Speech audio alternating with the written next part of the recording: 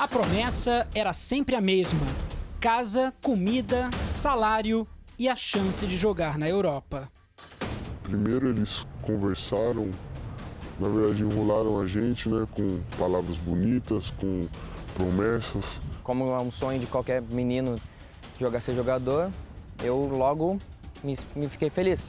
Teve alguns que foram 3.000 euros, 4.000 euros. Eu não sei te falar de fato quanto cada um pagou, mas ele pegou muito dinheiro. Eles são 3 dos quase 20 brasileiros que vieram para Portugal no ano passado jogar pelos Nazarenos, trazidos por Mauriti Cardoso e Anderson Tristão. Os dois se passavam por empresários de futebol, diziam ser sócios de uma empresa que nunca existiu, emitiam documentos falsos e prometiam as melhores condições de trabalho em Portugal para jogadores brasileiros. Eles prometeram um salário, no caso a gente nunca teve. Ele prometeu a nossa casa, alimentação adequada, treinos, e não foi muito bem isso que aconteceu aqui, entendeu? Como minha família, a gente não tem condições, a gente ocorreu a uma pessoa aqui da minha cidade natal que tem uma vida boa, ele acabou nos ajudando. As despesas dos jogadores chegavam a superar 40 mil reais. No total de euros, eu não me recordo direito, mas foi 12 mil reais que eu paguei. Falou que ia ter que ser um dinheiro investido, que ele ia cobrar uma parte desse dinheiro, que investia em alimentação, na moradia do clube e no princípio para fazer os vistos e com certeza para levar para outro time. Depósitos feitos, malas prontas. Chegava a hora de desembarcar em Portugal. O Nazarenos disputa a 2ª divisão do campeonato distrital em Portugal, o que equivale à 5ª divisão. Vendiam a imagem que não era a verdadeira no Brasil. Os nazarenos tinham complexos de piscinas, mostravam grandes hotéis com as melhores condições, com grandes refeitórios, tudo pertencia aos nazarenos. Tiravam fotografias a grandes hotéis, a grandes instalações e diziam então no Brasil que eram instalações do Grupo dos Explosivos Nazarenos. Paulo Henriques, vice-presidente de futebol dos Nazarenos, garante que o clube também foi enganado. Segundo ele, os brasileiros defenderiam a equipe com todos os custos bancados por Anderson e Mauriti. Fomos bem claros, aliás, e temos provas, temos os documentos todos provam isso, não é? E estão na prova até das respectivas autoridades. O clube nunca poderia assumir despesa nenhuma.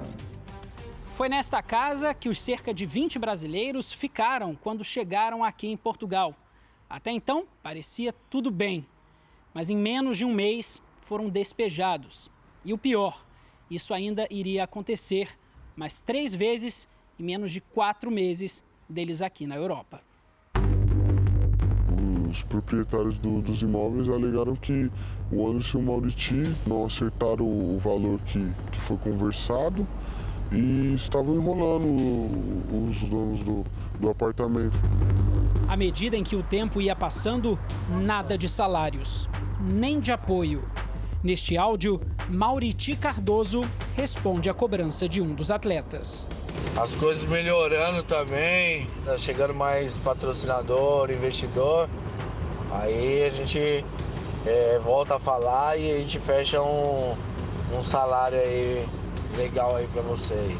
Pra já não vou me comprometer em salário agora. Mauriti e Anderson pediam para que os jogadores não comentassem o que estava acontecendo com os colegas portugueses nem com os dirigentes do clube. Acho que a vontade de vencer era maior do que qualquer outra coisa, né? Quando saímos do Brasil, saímos com uma ideia e quando a gente viu que era diferente, a gente não poderia mudar muita coisa, então a gente tinha que dar o que a gente podia. Mesmo nas lesões, os jovens brasileiros não tinham a quem recorrer. O fisioterapeuta muito atencioso, falou que era só uma pancada, que isso ia curar com gelo, com tempo. Curou, mas eu da coxa eu estava com uma inflamação no muscular. Eu não sabia o que era. Eu pedi a Mauriti, pedi a eles para ir no médico. E ele sempre falava, não, vamos levar. E não levava no médico. Eu não podia ir sozinha porque o passaporte estava com ele. Apesar de todas as dificuldades, Giovani e os outros jogadores continuaram jogando pelo Nazarenos. Até que um dia um dos nossos atletas chegou no presidente e falou: presidente, eu não vou conseguir treinar hoje porque eu não comi nada e eu não vou passar mal. Só que até então o clube não estava sabendo. E aí foi quando eles tiveram ciência de tudo isso que aconteceu e cancelou o treino. Reuni todos os jogadores, todo o plantel, juntamente com a equipe técnica em pleno relevado, e perguntei, quase exigi mesmo se seria verdade ou não. E mediante respostas pouco convictas de alguns desses jogadores, pura e simplesmente proibi o treino. Depois de serem despejados pela 4ª vez, os brasileiros estavam morando dentro do camarote do próprio estádio do clube. Foi quando, em meados de dezembro, eles foram surpreendidos por agentes do CEF, o Serviço de Estrangeiros e Fronteiras aqui de Portugal, dando início à operação que colocou os 2 empresários atrás das grades.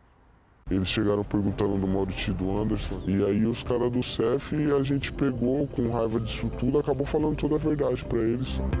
Maurici Cardoso e Anderson Tristão foram presos pela Polícia de Fronteira de Portugal. Prestaram depoimento e vão agora responder à ação do Ministério Público em liberdade, mas não podem deixar o país e precisam se apresentar semanalmente a uma delegacia. Eles foram indiciados por auxílio à imigração ilegal, falsificação de documentos e tráfico de seres humanos. Não é necessário, para que seja criminalizado como tráfico, que a pessoa esteja retida contra a sua vontade, que a pessoa esteja sem o documento de identificação, porque há outras formas de ser coação psicológica e pressão. Eu consegui o contato de um dos empresários presos aqui em Portugal, Maurici Cardoso.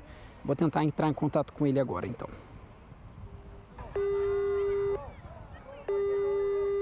Chama e ninguém atende. Por mensagem, uma mulher que se apresenta como esposa de Maurici respondeu que o empresário não está envolvido com futebol e por isso não falaria com a reportagem.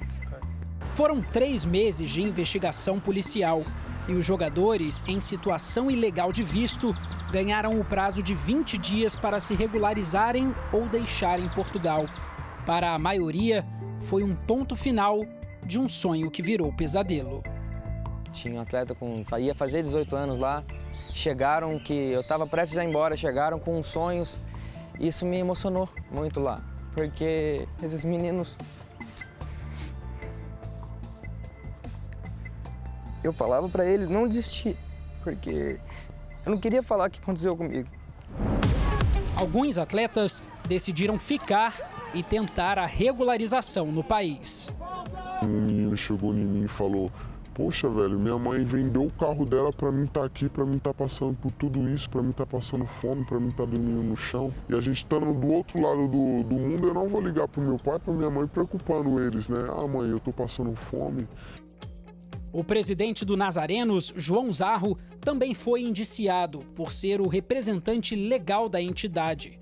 Estes clubes são amadores, a função deles é de facto oferecer aos jovens a possibilidade de praticarem desporto e nessa medida não pagam salários. Regra geral, os clubes envolvidos nestes casos são cúmplices e visam ganhar dinheiro à custa do sonho de jovens. O clube se comprometeu a ajudar os atletas. Desde a operação policial, os dirigentes custeiam a moradia e a alimentação dos jogadores brasileiros. No ano passado, o Serviço de Estrangeiros e Fronteiras de Portugal encontrou 130 jogadores estrangeiros em situação irregular no país. Em 2019, foram mais 47. Antes de virem, se informem claramente e tenham o mínimo de garantia de que aquilo que lhes é prometido terá uma correspondência real. Esses caras, eles fizeram uma coisa que isso nenhum humano deveria passar, né, cara?